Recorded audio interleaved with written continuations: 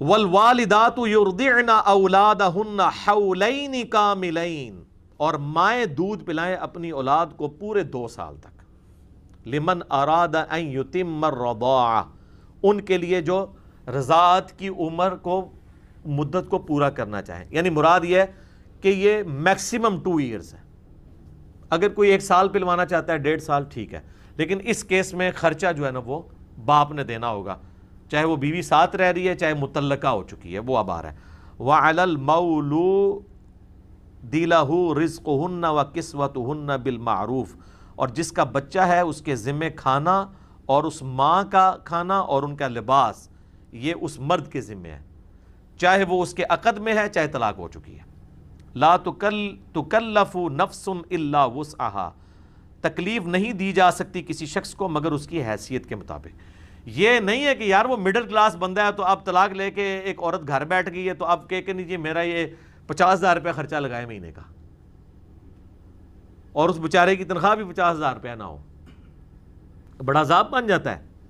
اور اس میں ویسے عدالتیں بھی بہت زیادتی کرتی ہیں، میں نے دیکھا ہے عدالت میں، ہمارے پاکستان کی عدالتوں میں نا عورتوں کو مظلوم سمجھا جاتا ہے، نیچرل ہے، کیونکہ عورت ذات اللہ نے ویسے ہی ایسی رکھی ہے کہ اس پہ لوگ ترس کھاتے ہیں، یار بچہ بچاری متعلقہ ہوگی چاہے وہ اپنی حرکتوں کی وجہ سے ہوئی ہو۔ یہ ترس نہیں آپ نے کھانا، شریعت کے معاملے میں ترس نہیں ہوتا، شریعت کے معاملے میں آپ نے قوانین کو فالو کرنا ہے۔ اب جج کا کام ہے وہ دیکھے کہ یہ مرد جس نے اس کو طلاق دی ہے اس بیچارے کا اپنی انکم کتنی ہے۔ اگر وہ عورت اس مرد کے ساتھ رہتی ہوتی تو کیا اس وقت بھی 50,000 روپے جیب خرچ لے رہی ہوتی؟ پاسبل ہی نہیں، اس کی کمائی اتنی نہیں تھی۔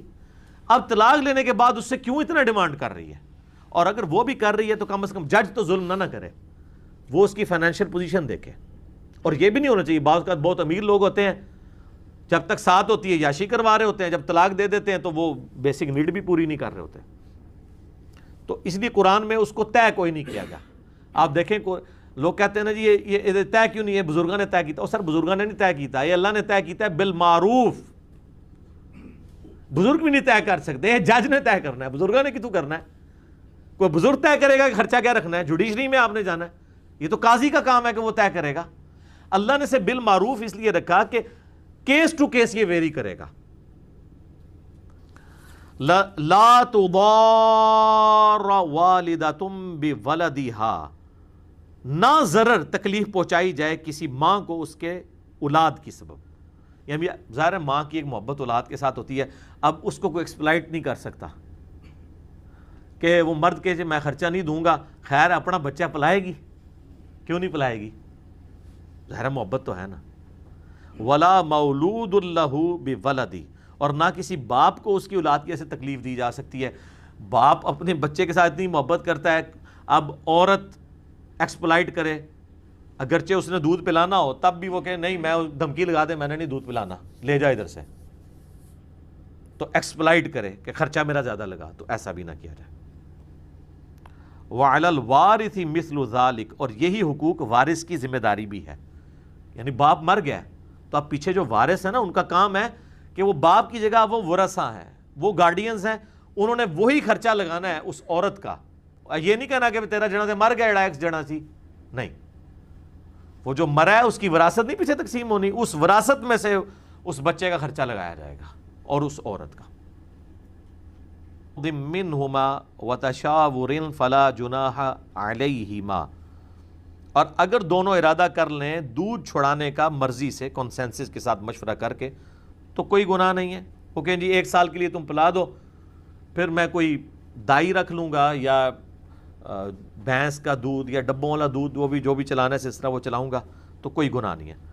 وَإِنْ أَرَدْتُمْ أَن تَسْتَرْضِعُوا أَوْلَادَكُمْ فَلَا جُنَاحَ عَلَيْكُمْ، اور اگر تم یہ چاہتے ہو کہ دودھ پلواؤ کسی اور عورت سے دائیہ کے طور پر اپنی اولاد کو، تو کوئی گناہ نہیں ہے۔ تو اٹ مینز کیا ہوا کہ یہ اولاد ان تسترضعوا اولادکم فلا جناح علیکم اذا سلمتم ما آتیتم بالمعروف، جبکہ تم ادا کر دو جو کچھ دینا ٹھہرا ہے مناسب طریقے سے۔ اس دائی کو بھی دے دیں، وہ تو دینا ہی دینا ہے آپ نے، اور کچھ عرصہ اگر اس عورت نے پلوایا ہوا دودھ تو اس کا بھی وہ خرچہ دینا. یہ نہیں ہے کہ اب وہ کو کہ نہیں جی میں نے تو نہیں رکھ لیا. یہ بھی کئی لوگ کرتے ہیں نا, یہ تمہارے معاشرے کے اندر عام ہے. دکان کرائے پہ لیے مہینے کے لیے. اللہ سے ڈر جاؤ. وَاعْلَمُوا, اور جان لو, ان اللہ بما تعملون بصیر, اللہ تعالیٰ دیکھ رہا ہے جو کچھ تم کر رہے ہو. یہ ہے وہ دھمکی جو میں کہہ رہا ہوں بار بار کہ تقوی کے بغیر نہیں قوانین مکمل ہونے.